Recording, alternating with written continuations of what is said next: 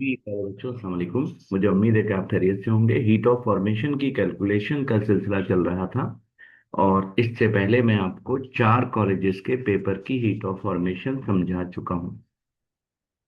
आज आपसे बात होगी calculation of heat of formation of boric oxide. तो बोरिक ऑक्साइड की हीट ऑफ फॉर्मेशन हमें आज हमारा काम है। आइए बगैर वक्त जाया किए हुए अपने काम का आगाज करते हैं। बच्चों, ये किस कॉलेज के पेपर में है ये आपकी जिम्मेदारी है समझना। चलिए काम की बात करते हैं। इक्वेशन वन के रिएक्टेंट अगर देखें तो दो हैं। एक बोरोन हाइड्राइड B2H6 और एक ऑक्सीजन।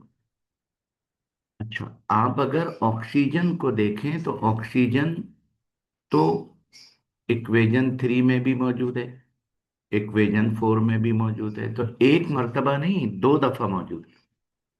मगर B2O6 की बात करें तो वो रिएक्टेंट की बजाय प्रोडक्ट में नजर आ रहा है।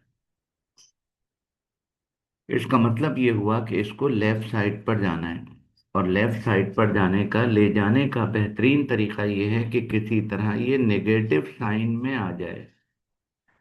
और बच्चों, नेगेटिव साइन में जब ही आएगा जब इस इक्वेशन को किसी में से सब्ट्रैक्ट करेंगे। तो ये पता चल चुका है कि इक्वेशन टू को सब्ट्रैक्ट किया जाएगा।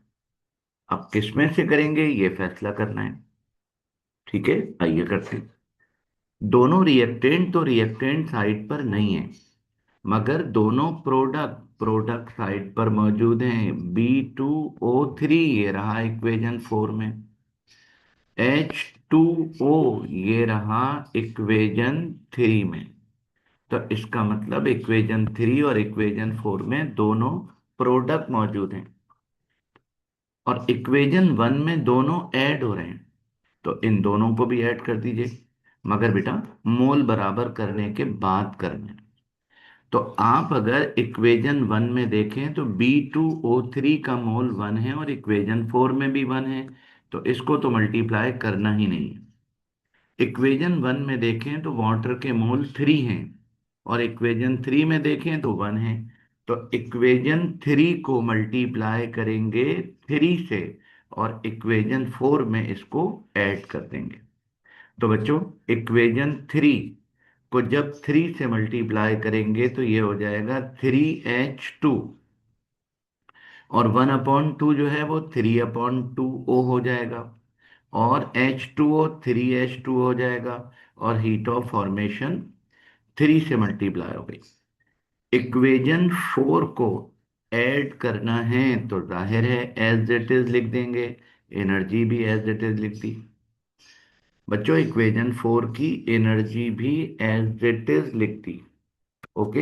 अच्छा, इसमें एक छोटी सी मिस्टेक हो गई है, और मिस्टेक ये है कि ये प्लस नहीं बल्कि ये माइनस होगा। ठीक हो गया। चलें, अब अगली बात करते हैं। बच्चों, इन दोनों को जब ऐड करेंगे तो ये हो जाएगा 3H2 प्लस 2B, और 3/2 3/2। इन दोनों को जब प्लस करेंगे बच्चों, 3/2 प्लस 3/2, तो एलसीएम आया टू।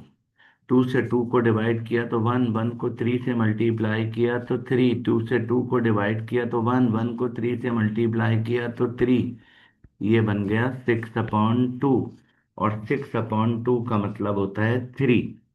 और प्रोडक्ट को ऐड कर दिया और एनर्जी भी ऐड हो गई। ठीक है बेटा, नेगेटिव साइन की गलती हो गई थी तो इसको सही किए लेते हैं। तो -858, 858, और -1274। बच्चों, ये एनर्जी बनी 2132 किलो जूल पर मोल। माइनस में इस इक्वेशन का नाम रख दिया इक्वेशन 5। इक्वेशन 5 में से बेटा बची हुई इक्वेशन कौन सी है? 2। ठीक है, तो इक्वेशन 2 को सब्ट्रैक्ट कर देंगे।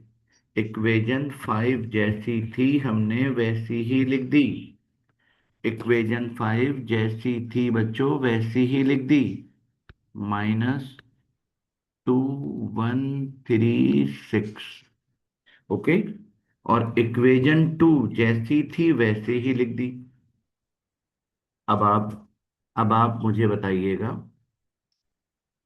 बच्चों, अब आप मुझे इस बात का जवाब दीजिएगा कि हमें सब्ट्रैक्शन करनी है तो क्या करना होगा?